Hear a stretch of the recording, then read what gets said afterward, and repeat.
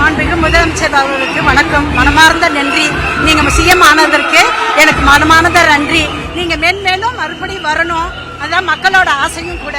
அதே சமயத்துல மக்களுக்கு நல்லது செய்யணுங்கிறது உங்களோட மனப்பூர்வமான இது. ஆனா அது மக்களும் ஏத்துக்கிறாங்க. ஆனா மாசத்துல ஒரு நாள் மக்கள் குறை தீர்க்கும் முகாம் அனைத்தும் போடணும். அதாவது நேரடியா முதலமைச்சரோட முகாமாக இருக்கணும். அப்பதான் வெளியே நடக்கிற என்ன ஒரு குற்றங்கிறத கண்டுபிடிக்கவும் முடியும், சொல்லவும் முடியும். அதனால மக்களுக்காக நீங்க வந்திருக்கீங்க, மக்களுக்கு நல்லதே செய்வீங்க. இந்த ஒரு வேண்டுகளை ஏத்துக்கிட்டு அவசியம் செய்யணும்.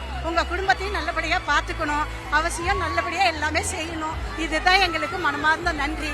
உங்களோட நான் ரசிகை கூட. என்னங்க, பெண்களுக்கு பாதுகாப்பு நல்லா செஞ்சுட்டு இருக்கீங்க.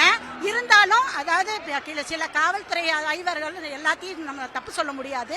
இருந்தாலும் அவங்க கவனத்திற்கு அவசியம் கொண்டு போகணும். இது கொண்டு போனா மட்டும்தான் இதை நிறைவடைக்க முடியும். இதை சில பேர் செய்வாங்க, சில பேர் செய்ய மாட்டாங்க. அதை நம்ம யாரும் குறிப்பிட்டு சொல்ல முடியாது. இது மக்களோட குறைகள்.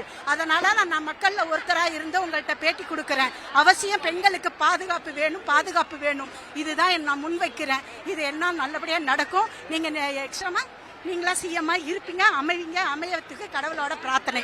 நன்றி, வணக்கம். தளபதி விஜய் அவர்களுக்கு ரொம்ப வாழ்த்துக்கள். கிழக்கு தொகுதிக்கு திருச்சிக்கு எல்லாத்துக்கும் வாழ்த்து சொன்னதுக்கு நன்றி. இன்னொரு கோரிக்கை என்னன்னா, சிறப்பு காலவரத்து ஊதியத்தில் இருக்கிற அரசு துப்புரவு பணியாளர்கள் எல்லாருமே சிறப்பு காலவர ஊதியமா தான் 12 வருஷமா வேலை பார்த்திருக்காங்க. அவங்க எல்லாருமே காலவர ஊதியமா மாறி ரொம்ப கஷ்டப்பட்டு இருக்காங்க. அவங்களுக்கு ஒரு காலவர ஊதியமா மாத்தி சம்பள வசதி கொடுக்கணும். அதே மாதிரி எல்லாரும் கஷ்டப்பட்டு இருக்காங்க. அதே மாதிரி பெண்கள் எல்லாருமே ரொம்ப வறுமையில இருக்காங்க. பரவாயில்ல, சந்தோஷம். எல்லா விஷயமும் செய்வாருன்னு நம்பிக்கை இருக்கு. போதைப் பொருள் எல்லாத்தையும் ஒழிச்சிருக்காரு, டாஸ்மாக் கடையும் எடுத்து மூடி இருக்காரு.